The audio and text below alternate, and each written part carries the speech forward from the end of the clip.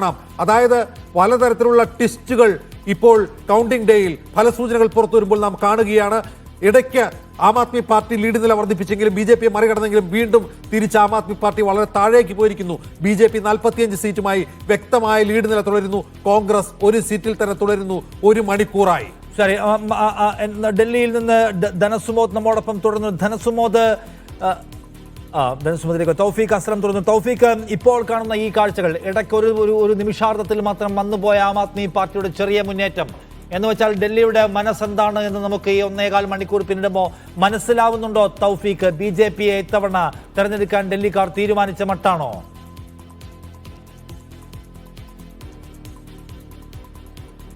ആണ് ഈ കൗണ്ടിംഗ് നമ്മൾ നോക്കുമ്പോൾ നമുക്ക് മനസ്സിലാക്കാൻ സാധിക്കുന്നത്. കാരണം കഴിഞ്ഞ വർഷത്തേക്കാൾ വലിയ രീതിയിലുള്ള മാറ്റങ്ങൾ ഇത്തവണ ഉണ്ടായിട്ടുണ്ട്. കാരണം കഴിഞ്ഞ വർഷം, അതായത് കഴിഞ്ഞ തവണത്തെ വോട്ടെണ്ണൽ രീതിയിൽ വോട്ടെണ്ണൽ ആരംഭിച്ച് ഏകദേശം 1 മണിക്കൂറിനുള്ളിൽ തന്നെ ആം ആദ്മി പാർട്ടി വ്യക്തമായിട്ടുള്ള മേധാവിത്വം പുലർത്തിയിരുന്നു 2020.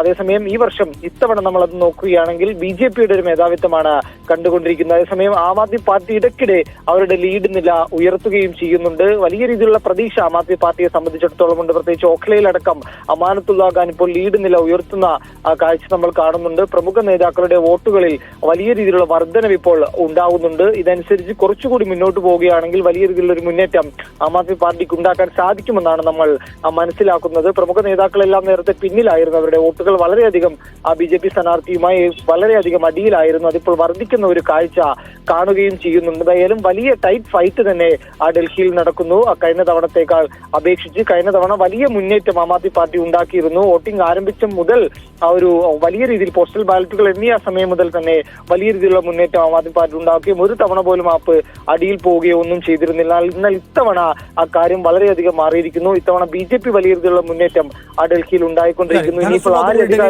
23 സീറ്റിലാണ് ആം ആദ്മി പാർട്ടി. ഏതാണ്ട് 23 സീറ്റിൽ കഴിഞ്ഞ കുറെ നേരമായി അവർ ലീഡ് നിലനിർത്തുന്നുണ്ട്. അപ്പോൾ ഒരുപക്ഷെ അത് വിജയത്തിന്റെ പ്രഖ്യാപനം വരുമ്പോഴും ആ നമ്പർ അവർക്ക് നിലനിർത്താൻ കഴിഞ്ഞേക്കും.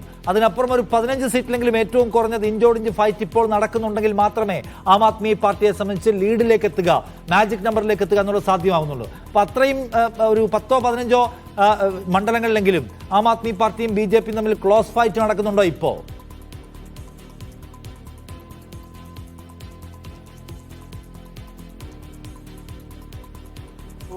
ക്ലോസ് ഫൈറ്റ് പല മണ്ഡലങ്ങളിൽ നടക്കുന്നുണ്ട് എന്ന് തന്നെയാണ് നമുക്കിത് നോക്കുമ്പോൾ മനസ്സിലാകുന്നത്. ഇപ്പോൾ കിരാരിയിൽ 162 വോട്ടുകളുടെ ലീഡ് മാത്രമാണ് BJPക്കുള്ളത്. ഇതുകൂടാതെ വെല്ലിമാറിലെ ആം ആദ്മി ചെറിയൊരു ലീഡ് ഉണ്ടെങ്കിൽ പോലും അത് 214 ലീഡാണ് ഉള്ളത്. അത് നേരത്തെ BJP വലിയ തരത്തിലുള്ള ഒരു ലീഡ് നേടിയ ഒരു മണ്ഡലം കൂടിയായിരുന്നു. ഈ കസ്തൂർബ നഗറിൽ BJP സ്ഥാനാർത്ഥിക്ക് 447 വോട്ടുകളുടെ ലീഡാണ് ഉള്ളത്. ഇതുകൂടാതെ സംഘം വിഹാറിൽ BJP തിരിച്ചു പിടിക്കുന്നു എന്നുള്ള വാർത്തകൾ പുറത്തു വരുമ്പോൾ പോലും അവിടെ ലീഡ് കേവലം 22 വോട്ടുകളുടെ ലീഡ് മാത്രമാണുള്ളത്. ബാക്കിയുള്ള അതിൽ നമുക്ക് എടുത്തു പറയേണ്ട ഒരു കാര്യം, ഇപ്പോൾ കാരവള്ളിൽ CPM സ്ഥാനാർത്ഥി മത്സരിക്കുന്ന കാരവള്ളിലാണ്. അവിടെ കപിൽ മിശ്ര നേരത്തെ വിദ്വേഷ പ്രസംഗം നടത്തി പ്രതിയായിട്ടുള്ള BJP നേതാവ് കൂടിയായിട്ടുള്ള കപിൽ മിശ്രയ്ക്ക് ഒരു വ്യക്തമായ ലീഡ് ഇതിനകം തന്നെ കിട്ടിയിട്ടുണ്ട്. 3109 ലീഡാണ് കിട്ടിയിരിക്കുന്നത്.